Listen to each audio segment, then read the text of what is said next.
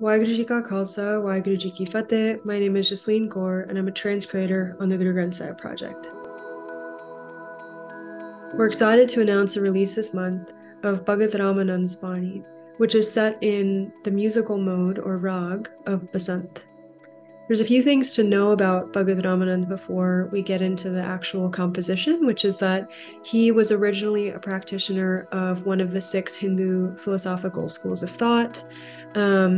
He had many students. He had reached a very high level of mastery and teaching. And before this composition, he had a journey with his own mentor in a particular context and time, practicing Vedantic ideas and yogic ideas.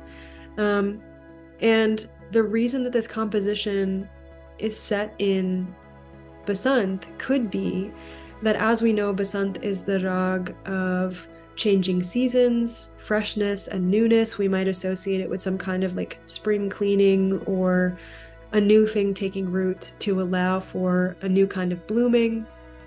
And what we really see here is that Bhagat Ramanand is experiencing a kind of spring cleaning in his own way, clearing out of his previous practices and belief systems and learnings, and an allowing of some kind of new paradigm shift to take root, so that the questions that he used to have are no longer the questions that he's interested in, and the goals he used to have are no longer the goals he's interested in. And it is this Bhagat, this devoted one, who has experienced that paradigm shift, whose words are in the Guru Granth Sahib. I thought I'd start with the Raha line, just so that we know we can sort of situate ourselves in this paradigm shift. So Bhagat Ramanand says, "O people, where should one go? The heart home is filled with the color of bliss. My consciousness does not waver. My wandering mind has become crippled." So he's asking this rhetorical question of like, where should I go? Where can I go to dye my consciousness in the color of love? Where can I go to sort of stop my wandering mind from being able to wander? And the focus here is on the mind, because so much of his previous school of thought is about seeking particular knowledges and using particular techniques and disciplines to attain that knowledge. And it kind of becomes, for him at least, just like a fruitless pursuit of something to no end. It's not giving him anything past just the accumulation of intellect. He's not experiencing any kind of love beyond intellect, any kind of like internal shift that is intangible, that is rooted in connection with the one. And so it becomes that like these pursuits are no longer relevant to him. He's no longer taking part in pilgrimages and rituals and worshiping idols because his paradigm has shifted. And the reason his paradigm has shifted is because the wisdom, the Guru, has shown him where the supreme being, IkOankar, really is. IkOankar is not in these idols, not in these pilgrimage sites, not in these cleansing baths. And he has now understood that to experience connection with IkOankar, we have to understand that IkOankar is within, that IkOankar can enter our minds through the guidance of the wisdom of the Guru. So again, this theme of paradigm shifting continues. And I think that something that really stuck out to me about this composition is that he's kind of moving beyond like the transactional nature of his previous sort of way of being and his previous goals and questions and practice. And the reason that I say that is because I think we could easily mistakenly read this as just being like relevant to those who are of those particular schools of thought. So maybe we're like, well, I'm reading this and I'm a Sikh, and that doesn't really, it's not really relevant to me because I'm not worshiping idols. I'm not, taking part in these things. But I think the larger sort of underlying theme that I see speaking to all of us is a reflection on like whether or not the questions that we are asking are the right questions to ask, whether or not the goals we have in our own journeys are goals that will lead us to connection and satiation, or whether they will be frustrating to us and sort of endless and cause us to continue questioning and wandering. And that's a harder thing, I think, to reflect on, because we can be Sikhs and also be engaging in transactional spirituality. We can be Sikhs and also be engaging in sort of public performances of spirituality and trying to one-up one another with some kind of accumulation of knowledge that never sort of ends.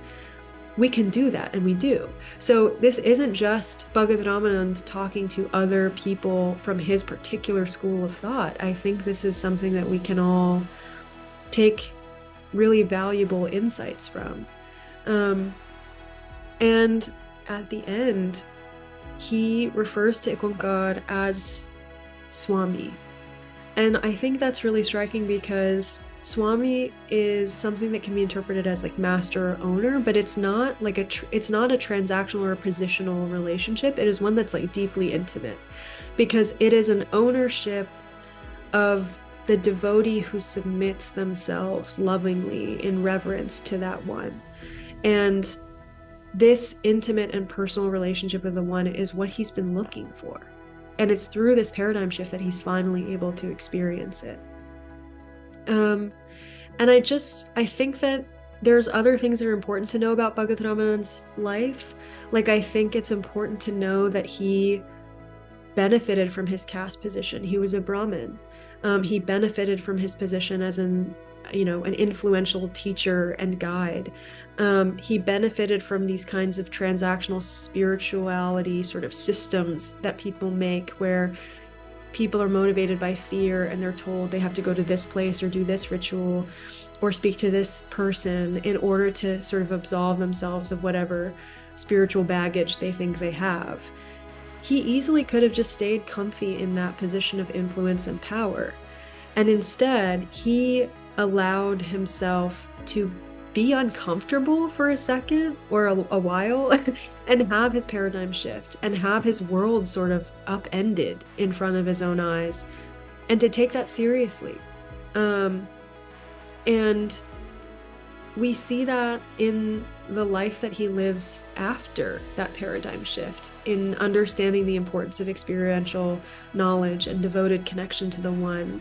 We see that out of the 13 students he has, 2 of them are women, and then 7 out of the 11 men who are his disciples and sort of fellow travelers are included in the Guru Granth Sahib and come from many of the kind of so-called low caste backgrounds. So Bhagat Ramanand didn't just transform internally or sort of in principle, but also in his externalization of those principles, in his behavior. He became revolutionary. He abandoned previous schools of thought and norms that really benefited him. I can't stress that enough.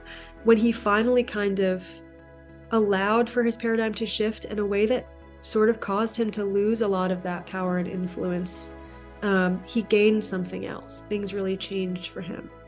So I guess my reflective sort of questions, and there are many this time around, are like, what are my current lifestyles and practices? What are my anxieties? What are my pursuits? And am I willing to really reflect on them in a critical way? And what am I willing to let go of once I've done that reflection? What is it that I'm dedicating myself to? And is it bearing the fruit that I seek? And am I willing to interrogate the very systems that serve me? I think that's a really hard one. Can I leave the safety and sort of certainty, in a way, of fear-based transactional systems of progression and pursuit for something less tangible and less logical and less intellectual? Can I give myself over and surrender to the Swami who lives within, whose color I seek to be dyed in? And is this wisdom of the Guru chiseling me to become a devoted one, the same way that it chiseled Bhagat Ramanand? So these are things to think about. I hope that you spend some time with the Sabad, and with the word meanings and the footnotes and the commentary, as always. as you seek to ask these harder questions of yourself. Waheguru Ji Ka Khalsa, Waheguru Ji Ki Fateh.